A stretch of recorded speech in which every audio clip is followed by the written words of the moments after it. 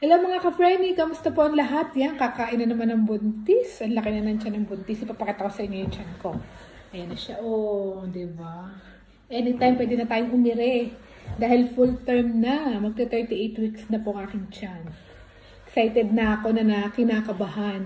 Ayan. So mga friendship, meron tayo dining, kilalafang tayo. Lalantakan natin na ring in-oven namin na chicken. Yung kalahati niya, nakain na ni Shinshan kanina. Yeah, kain tayo mga friendship. Thank you Lord sa blessings. Meron din tayo itong broccoli. Ayan. Medyo pa rin tayo sa pagkain ngayon. Ingat-ingat pa rin kahit manganganak na. Kain po tayo. Saan may kinakain rin tayo ngayon? Kain tayo. Hindi ba yung niluto natin ito kanina. I'm sure. Kain! Tapos meron ako ditong black rice pa rin. Parang unti ng kanin ko. Kain po.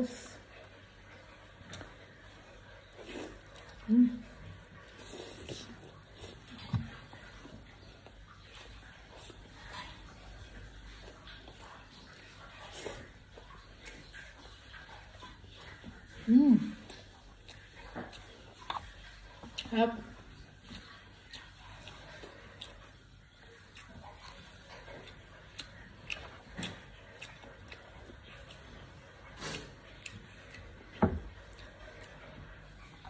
Parang nilagyan ng rosemary yung chicken, kaya mabango siya at saka masarap.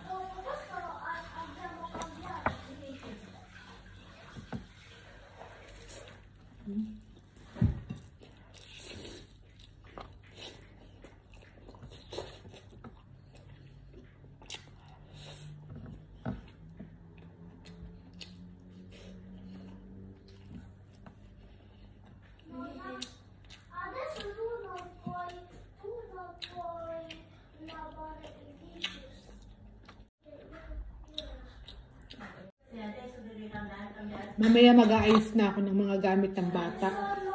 Kasi baka mamaya mapaire. Hindi pa naaayos ang mga gamit. Sarap.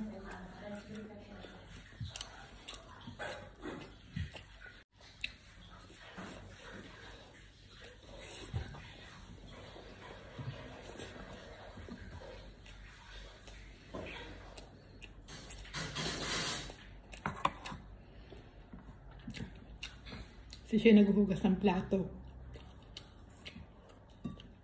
Hindi ko inutusan yun. Gusto na maghugas. Tinuruan ko naman. Feel lang niya maghugas ng plato ngayon.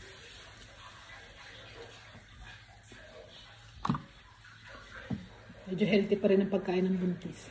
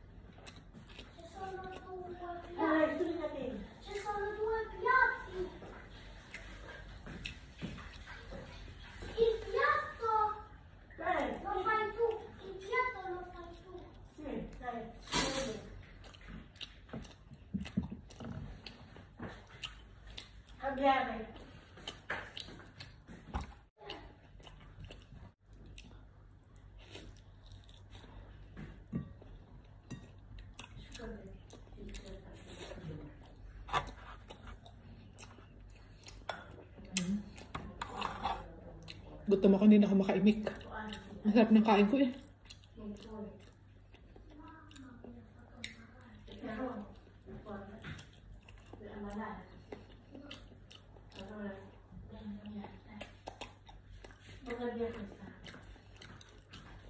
Cuando ha cambiado.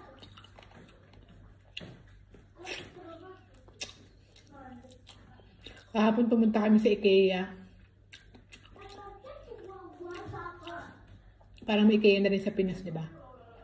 Nag-ano kami, namili ako ng hula. Tulugan ng bata.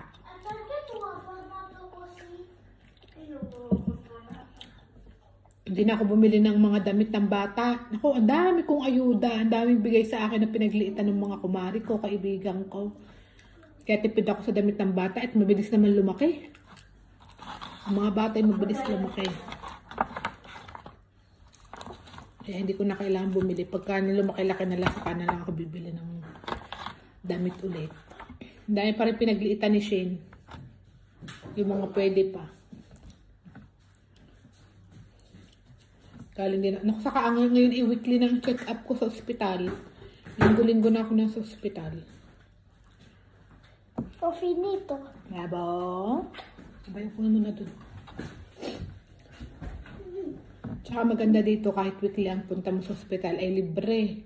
Nako, weekly ang punta mo sa ospital tapos weekly may bayad din. Ay naku po, hindi makakapunta anak ng inay. Maganda dito talagang healthcare sa Italy pag buntis. Libre ang check-up lahat, pati kuhan dugo. Wala ka nang iisipin dahil nagtatax ka. Non mi ricordo how many years old to me lo fatto imparare. How many years old to me lo fatto imparare? 3 years old. 3? Ang tagal na anak.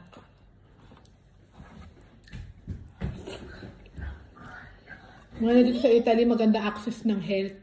Saka ramdam mo yung tax mo kasi may mga bonus ng gobyerno.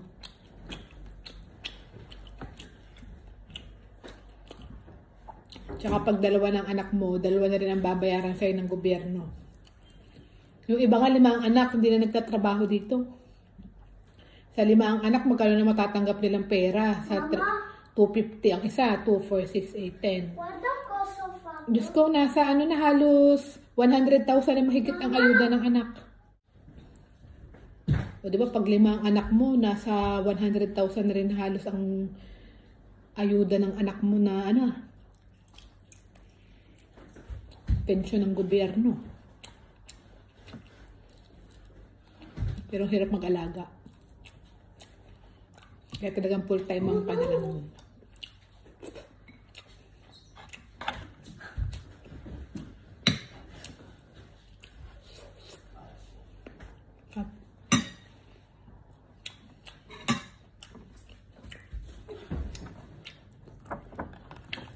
Mahirap lang dito taga-alaga ng bata. Kasi nagkatrabaho ka eh.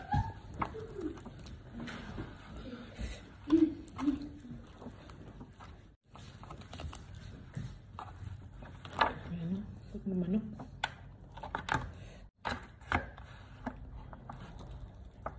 Tayo sa may parting gitna. Ito. Yeah.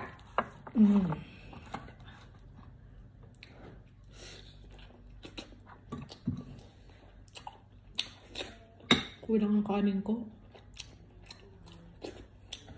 Gutom na.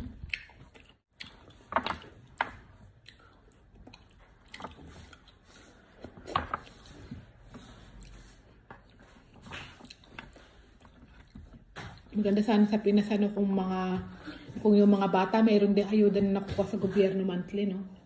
Dito kasi meron isang bata 250 euro.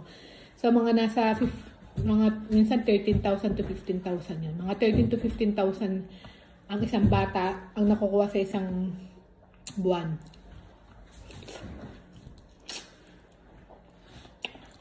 Pinakatulong sa pamilya.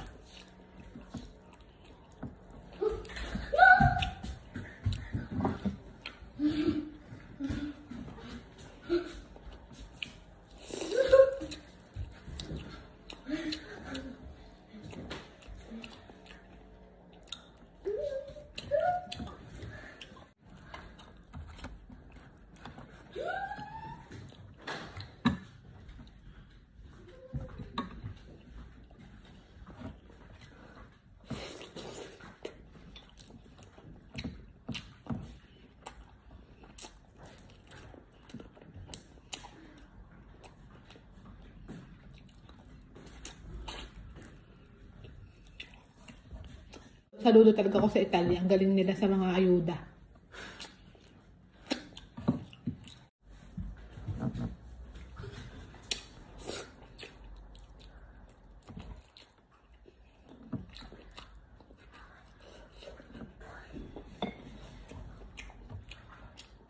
Kung mag-aanak pa ako ng isa, tatlo ng anak ko, secure na ang mga na makukuha ko monthly, mga 50,000 na.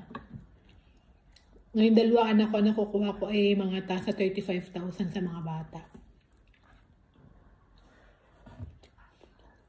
Pero malaki din kasi mga bayarin dito eh.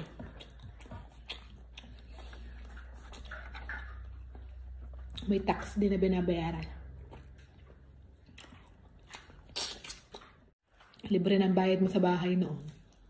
May pambayad ka na sa bahay.